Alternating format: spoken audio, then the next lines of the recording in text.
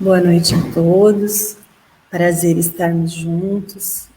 Eu sou Silene, é com muita alegria que a gente vai estar falando um pouquinho hoje, nessa noite, acerca de um tema que está sendo muito difundido nesse mês, né? Acerca do suicídio. Então, a gente vai falar um pouquinho sobre isso.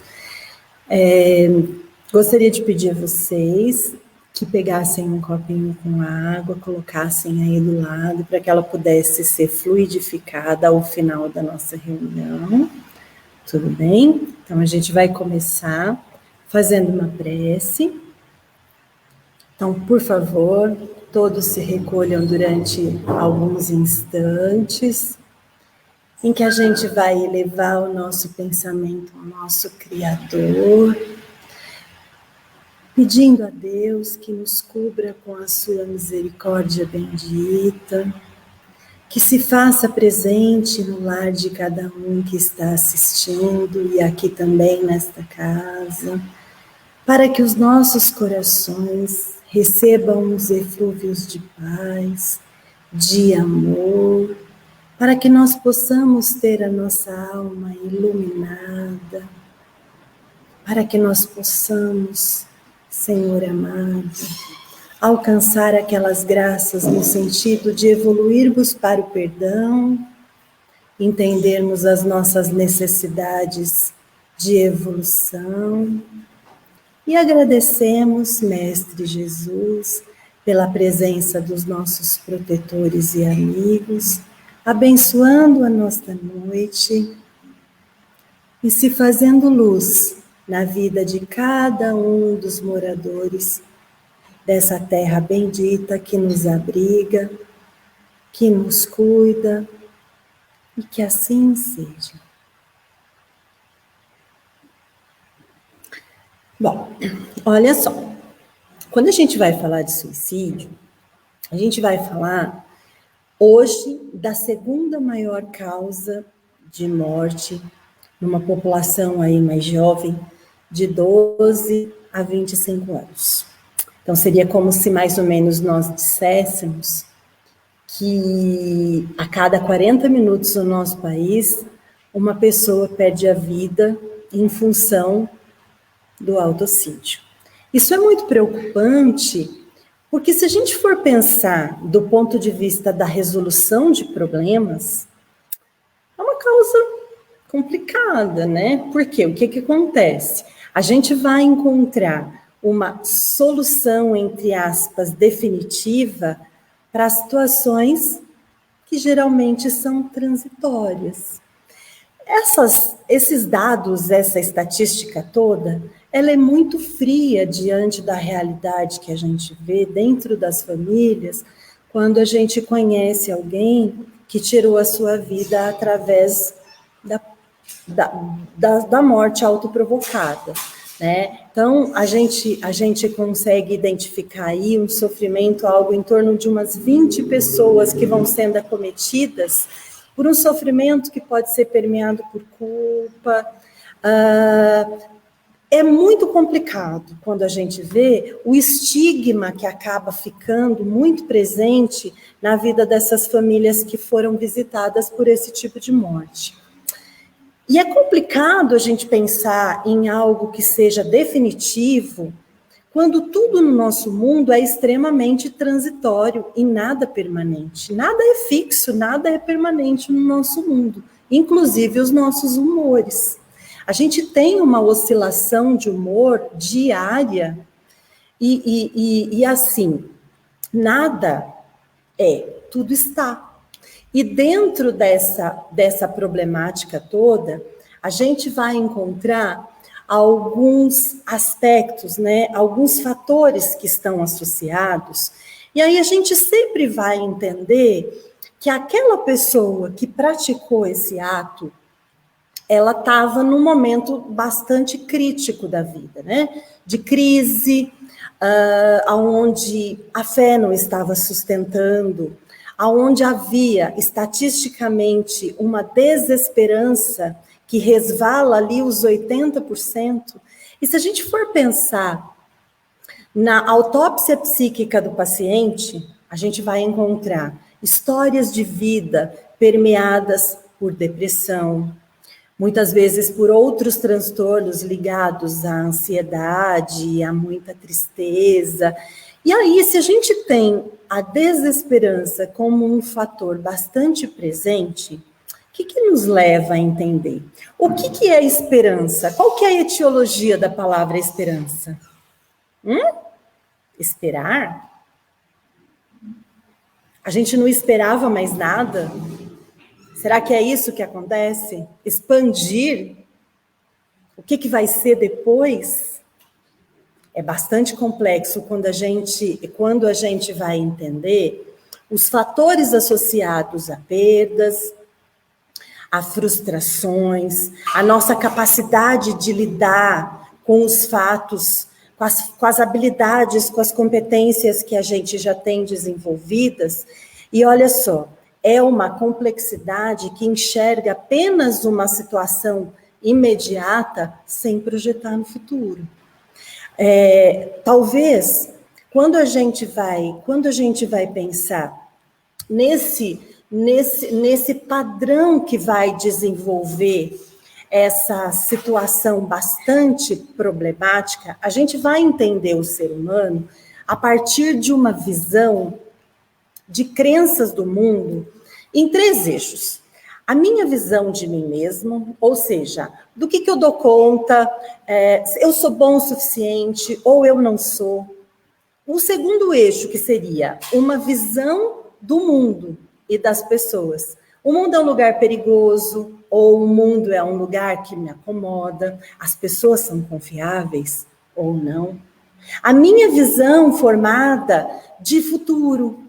O futuro vai ser promissor, o futuro vai ser catastrófico. Toda essa base fundamenta aquilo que nos faz pensar.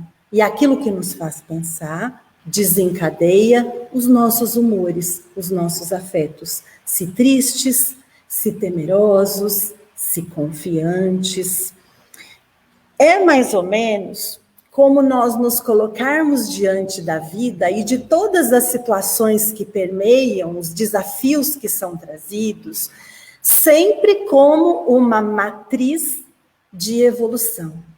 Se nós conseguíssemos olhar para a vida e todos aqueles problemas que nos chegassem como grandes desafios, como portas abertas que nos levariam à possibilidade de crescer como pessoa, será que isso mudaria em alguma coisa a nossa visão de vida e de morte? Vamos fazer a seguinte associação. Faz de conta que a gente está olhando para aquele indivíduo lá na fila de desembarque do aeroporto, carregando aquela plaquinha com o nome de alguém que ele foi esperar que ele não conhece. Imagina que na nossa vida é mais ou menos desse jeitinho que a gente funciona. A gente vai escrever na nossa plaquinha aquilo que a gente ainda não aprendeu para nos tornarmos aquela pessoa que a gente veio para ser no mundo. Então a gente vai escrever na nossa plaquinha: eu preciso me tornar mais confiante. Eu preciso desenvolver paciência. Eu preciso adquirir esse ou aquele valor. E eu saio com a minha plaquinha mundo afora, a vida perfeitamente inteligente. O que ela faz? Ela lê na plaquinha de cada um de nós qual é a necessidade de aprendizado que eu ainda tenho. Para quê? Para me tornar quem eu vim para me tornar quando eu cheguei nesse mundo. E o que ela faz? Ela traz exatamente aquela circunstância, aquela pessoa que vai o quê? Nos dar a oportunidade de aprender a nos tornarmos melhores. E aí o que é que a gente faz com isso? Na maioria das vezes, a gente nega. A gente se coloca no lugar de quem sofre, no lugar da vítima, que é um lugar gostosinho de ocupar, não é? É mais ou menos como se a gente estivesse debaixo da sombra de uma mangueira, bem quietinho ali, acomodadinho, num dia de muito calor. Como é que é? Ali tem uma copa que nos protege. Ali é escurinho, confortável. Mas olha só, debaixo da sombra da mangueira, nem grama nasce. Para frutificar, tu tem que sair dali de baixo e plantar lá onde tem sol, lá onde que a vaca pisa, lá aonde estão os desafios da vida. Ou seja, a gente nasce a nossa vida para quê? Para sentar no banco da frente, para ser protagonista da nossa história. Não para ficar no banco do passageiro, esperando que as coisas aconteçam, negando a responsabilidade de transformação e projetando no mundo, projetando no outro, projetando nos problemas. É mais ou menos assim que a gente encara a dificuldade de mudança de padrões, de toda aquela forma, às vezes acomodada, que a gente tem usado para lidar com a vida até hoje. Mas a vida, esse mecanismo infinitamente inteligente e providencial, vai sempre encontrando um meio de fazer com que a evolução se faça. E, sobretudo, no momento atual, nesse momento de comoção social que nós estamos vivendo, me parece que nós temos uma imensa responsabilidade enquanto habitantes do planeta. A gente está fazendo a nossa atuação justamente no momento de transformação do nosso mundo numa categoria de um mundo melhor. Com a nossa própria individualidade, a gente pode estar transformando um mundo que vai ser um mundo novo, um mundo de grande aprendizado. Como é que isso se estabelece na nossa vida? Através da aquisição de valores. Isso mesmo. Como é que a gente cresce? Adquirindo valores. De modo que toda problemática que vem, ela nos suscita, ela nos convida a entrarmos para dentro de nós, analisando aquilo que ainda nos falta e aquilo que ainda a gente precisa aprender e a desenvolver. Para quê? Para fazer o que a gente veio fazer no mundo, nos humanizarmos. Olha só, as pessoas andam tristes demais, andam depressivas, andam ansiosas. Vamos olhar toda essa construção a partir das cadeias da natureza. Olha só, pedra não tem depressão. Por quê? Porque pedra faz o que veio fazer no mundo. Ela é fria, ela é rígida, ela é pedra. A planta faz o que ela veio fazer no mundo. Ela também não tem tristeza, ela não tem depressão. O que ela veio fazer? Troca gasosa. Ela veio para ser estática. Ela veio para fazer o que ela fez e ela faz. E os animais? Os animais vieram para viver a partir dos instintos. Eles vieram para comer, para beber, para suas satisfações sexuais, para suas necessidades de reprodução, melhor dizendo, para buscar um lugar confortável que os proteja. E nós? O que nos difere de um macaco? Um cromossomo? A gente pensa, a gente tem fé, a gente veio com a oportunidade de humanizar. E humanizar significa adquirir valores. Porque quando a gente vive apenas nos instintos, passando na porta larga, ignorando a porta estreita, que você tem que passar espremidinho, é difícil, né? Você tem que ceder. Você tem que se controlar, você tem que controlar os seus impulsos, você tem que pensar. Talvez a gente, protegido pela nossa ignorância, não precisando pensar, nós fôssemos mais felizes. Mas o que faz com que a gente fique triste? A gente tem objeto de comparação. A gente está num processo de transformação. E, sobretudo, esse momento nos convida, através de tantas e tantas oportunidades de crescimento, como, por exemplo, a ansiedade, a depressão, a nos tornarmos homens novos. Mas aí o que às vezes a gente acha que é mais fácil fazer?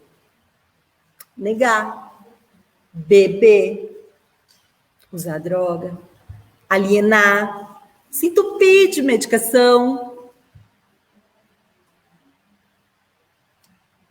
É chegada a hora de encarar essa transformação.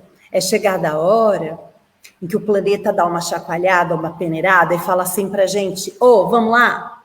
Vamos fazer o que nós vamos fazer no mundo? Vamos humanizar? E aí, o incômodo aparece. Será que isso é ruim ou será que isso é bom? Será que isso não parece, quando a gente come alguma coisa estragada e a gente precisa vomitar, a gente precisa botar para fora? Talvez esse seja um momento que nos enseje a transformação, que nos convide, que anuncie para nós que o progresso nos chama a nos tornarmos pessoas melhores. Mas não que isso seja fácil, absolutamente. E aí, quando a gente vai pensar essa nossa relação da nossa vida, nesse contínuo, cuja essa encarnação é apenas um recorte de um contínuo eterno, né? O que é a vida? O que é a morte? Será que todo mundo está vivendo? Será que estar vivo aqui, respirando, é viver para todo mundo? Pois é hora de nós refletirmos sobre essas questões. O que será que a gente veio para realizar? Será que a gente está fazendo aquilo que nós temos potencial para fazer? Será que a gente já se perguntou, já conseguiu encontrar a resposta de qual é o valor da minha vida? O que é que falta trabalhar em mim? Porque é muito simples, é só a gente ver a repetição das nossas demandas. Quais são os nossos desafios? É uma doença? Em que sentido? É um problema que se repete? São pessoas que nos fazem sempre coisas parecidas? Isso nos convida a pensar. Aonde está o nosso grande desafio, ali também está a nossa grande oportunidade de aprendizado e de crescimento. Mas isso só vai acontecer se eu der conta de sair do lugar de vítima e me tornar o protagonista da minha própria vida. Senão eu vou continuar negando, atribuindo ao outro, atribuindo à sociedade, atribuindo a Deus, mas nunca a mim. Aí eu não faço meu dever de casa, aí eu não aprendo, aí a situação não muda. Pois é. Então hoje eu gostaria de convidar todo mundo para que nós enaltecêssemos a vida, essa oportunidade bendita. Porque se eu não sei onde é que está o meu objetivo, que diferença faz o caminho que eu vou seguir? Se eu não sei se eu vou para lá ou para cá, tanto faz. Será que a gente já pensou? Para que serve a vida para mim? O que é que eu vim fazer? É hora da gente pensar. Quando a gente pensa nessa relação que a sociedade tem com a morte autoprovocada, a gente vai encontrar aí algumas pessoas que já falaram sobre isso e colocou alguns nomes para definir para a gente que existem aí suicídios altruístas, né, em nome de uma causa. Por exemplo, a gente poderia pontuar o caso que a gente vê dos homens-bomba, que morrem em função de uma causa. A gente poderia dizer que existem outros tipos de suicídios já abordados pelas teorias sociológicas que vão dar conta de que comoções sociais vão provocar o suicídio do indivíduo. E a gente vai ter uma causa também que ele vai chamar, o Durkheim, de suicídio egoísta, né? Que seria um suicídio daquele indivíduo que não se sente pertencente, que não tem e nunca teve um sentido da própria vida. Talvez esse se adeque muito à nossa realidade atual, né? A gente não tem se sentido muito pertencente, né, a uma sociedade que faz tantas exigências para que a gente se enquadre, né? Será que a gente responde a qual Senhor? Será que a gente segue a qual Senhor? Quais são esses valores? Tudo isso precisa ser pensado. A gente vive a contemporaneidade permeada por uma pressa nunca antes vista. Pressa de quê? Pressa de realização, pressa de atingir metas, pressa para que a gente se torne ótimo e excelente em tudo aquilo que a gente faz, pressa de ser amado, pressa de corresponder a algumas expectativas. Pois é. O que eu entendo depois de conversar com muita gente ansiosa, né? A ansiedade é a doença do controle? Mas todo mundo já sabe disso, né? Se a gente for pensar, o que está abandonado na nossa sociedade? Né? Por que a ansiedade se tornou epidêmica, muito mais do que qualquer vírus? Por que ela está tão alastrada? Porque na nossa sociedade hoje falta um valor primordial. Nós desumildizamos, nós perdemos a nossa humildade. O que a ansiedade tem a ver com a humildade? A ansiedade, ela fala assim, como assim o mundo não me obedece? Como assim você não gosta de mim? Como assim as coisas não vão ser do jeito que eu quero que elas sejam? A gente esqueceu que a dor é um instrumento de lapidação fantástico. Para quê? Fortalecer as fibras da alma. E para isso, a gente precisa de tempo. Tudo que a nossa sociedade não conhece mais. A gente esqueceu que nós somos forças da natureza. E na natureza, nada acontece aos saltos. Tudo tem um tempo. A gente joga uma semente na terra. Ela precisa quebrar a sua cascadura, botar o brotinho para fora, subir o peso da terra na escuridão, despontar lá em cima, se livrar da vaca que pisa, aguentar o sol forte que queima. Leva 20 ou 30 anos para ser quem ela veio ser. Mas a gente não. A gente quer tudo agora e do nosso jeito e no nosso tempo. E a vida não funciona assim. A gente tem que entender a lógica da vida. O que é paz de consciência? Paz de consciência é quando a gente consegue alinhar os nossos desejos, os nossos planos, aos desígnios do alto. Aí a gente tem paz. Quando é que a nossa alma fica em paz? Saudável, sem doença. Quando a nossa alma, que é pura, sábia, porque bebe na fonte do divino, e o nosso comportamento se alinha e fazem um movimento perfeito de chave e fechadura. Caso contrário, ela vai para lá e o meu desejo vai para cá, o que eu vim fazer. E esse atrito se chama doença, frustração, contrariedade, suicídio, uso de droga, depressão, ansiedade, pode chamar câncer também. O que a gente tem que fazer então?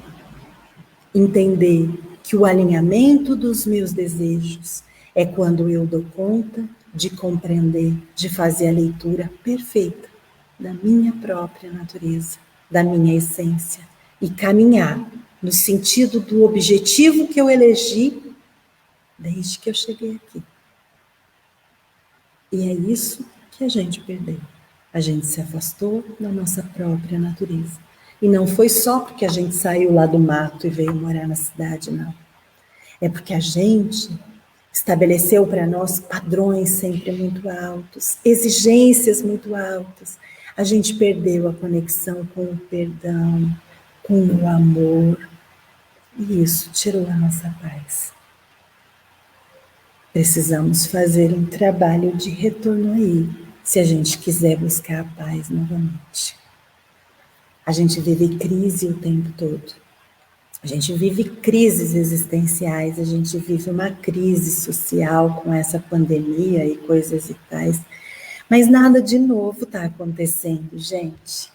Não tem nada de novo acontecendo. Toda essa comoção é só o ápice de algo que já vinha sendo presente na vida de todos nós. Ninguém ficou ansioso agora, ninguém deprimiu agora. Não, a gente já vinha num processo de desajuste, de desalinhamento da nossa própria natureza. A diferença só descortinou. Isso só se tornou aparente. E qual que é essa crise? É uma crise de solidariedade, é uma crise de humildade, é uma crise de paciência, é uma crise de fé. Pois é, o convite é esse, para a transformação. E aí a gente vai dizer que um trem desse é ruim? Não é ruim, não. Isso é bom demais. A gente é escolhido para estar num momento tão importante de renovação do planeta. Com a nossa própria transformação, podendo, nessa trama maravilhosa que é viver em sociedade, trocar, dar, receber, fazer o mundo que a gente acredita que vai ser. A gente está tendo uma chance incrível, mas às vezes essa chance é dor, dói. Como é que a gente faz a leitura da nossa dor? Esses sintomas falam de nós. O que eles falam? O que eles denunciam? Que valor a gente precisa enaltecer? Trabalhar, construir, para a gente viver num mundo melhor, para a gente viver num corpo melhor. É chegada a hora. Bom, para a gente encerrar, vamos pensar um pouquinho sobre quem nós somos nessa sociedade que a gente quer construir. Nessa família, nessa parentalidade, no lugar onde a gente trabalha, em quaisquer grupos onde nós estejamos inseridos. Será que eu estou conseguindo dar conta de sair um pouquinho do meu centro e olhar que tem outro ali, fora eu mesmo? Porque quando alguém chega às vias de cometer o suicídio, aquilo não aparece de um minuto para o outro, não. Aquilo nasce na crença, na sua visão de si, na sua visão de mundo, na sua visão de pessoas, na sua visão de futuro. Depois isso vira ideia, vira pensamento. Depois o afeto deprime. Aí ele finaliza com um ato. Será que em todo esse processo ninguém consegue perceber? Será que não tem uma fala? Será que não denotam-se através de falas do tipo, eu não vou fazer falta nenhuma, se eu desaparecesse, tudo bem, o mundo seria melhor sem eu? Será que não está na hora da gente olhar para o outro e às vezes nós somos esse outro necessitado? Será que quantas vezes a gente já não pensou isso? Quantas vezes a gente já não viu-se ali no nosso funeral? Quantas vezes a gente não pensou que a gente está fazendo peso no mundo? Por que será? Qual é o peso que a gente atribui à vida? O que é a vida? O que é a morte? O que é a vida? Essa dádiva maravilhosa. Então, será que vale a pena a gente jogar fora uma bênção bendita como essa, uma oportunidade fantástica de se tornar um pouquinho melhor, em detrimento de um algo que a gente não desconhece. Na nossa doutrina sabemos, temos aí capítulos e capítulos dedicados à vida e à morte pelo suicídio. Sabemos que pode ser que não seja tão feliz assim, né? Perigo, acho melhor não arriscar. Mas enfim, se nós somos esses, que temos esses pensamentos, e permeados, e vivendo, influenciados o tempo todo por uma atmosfera de medo, negativa, como é a nossa vida atualmente, na contemporaneidade, onde as pessoas andam muito inseguras, onde as pessoas andam muito dispersas. Onde é que a gente vai amarrar a nossa confiança? Em nós? Pois é, o que nos falta? Qual valor nos falta? Nós somos genuínos? Nós somos verdadeiros? Dá para confiar em mim? Pois é, tudo isso a gente está tendo a oportunidade de trabalhar, de aprender, de crescer. E que bom que nós temos uns aos outros para que a gente possa se apoiar. Porque tem sempre alguém do nosso ladinho que a gente pode segurar na mão. E a gente pode ser esse cara aí que segura na mão de quem está do nosso ladinho. Porque a vida é assim. Às vezes a gente dá, às vezes a gente pega. Isso é que torna a trama da vida perfeita, maravilhosa, e que faz com que toda a nossa humanidade e nós mesmos estejamos aqui para crescer como pessoas. Então, hoje, eu gostaria de construir uma ideia de como é que a nossa vida é, todos os dias, e só por hoje, uma oportunidade bendita em que nós estamos tendo novamente a chance de nos tornarmos um pouquinho melhor. Fácil? Não é fácil, não. Mas é o que nós temos de possibilidade. Então, a gente espera que esta casa esteja sempre aqui, de portas abertas, podendo receber você que está sofrendo, você que está triste, porque um dia ou outro o nosso humor também vai oscilar e os tristes podemos ser nós.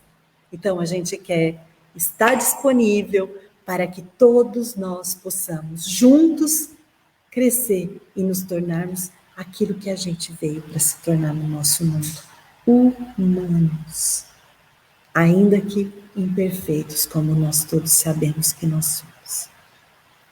Tudo bem? Então eu quero agradecer vocês. A gente vai encerrar com uma rápida prece e nós desejamos que a paz do nosso Mestre se faça presente na casa de cada um de vocês, que vocês sejam visitados pelas bênçãos do Altíssimo, que essa casa receba a misericórdia divina, a luz do nosso Mestre Jesus, que você encontre esperança, que você cuide de si mesmo, encontre amparo, encontre a luz, mas que, sobretudo, entenda a necessidade de crescimento, compreenda, aceite, trabalhe com a sua dor, para que ela possa ser um veículo de transformação e não algo que te chumba no chão e que te impede de progredir. Em nome de Deus, em nome de Jesus, e que assim seja.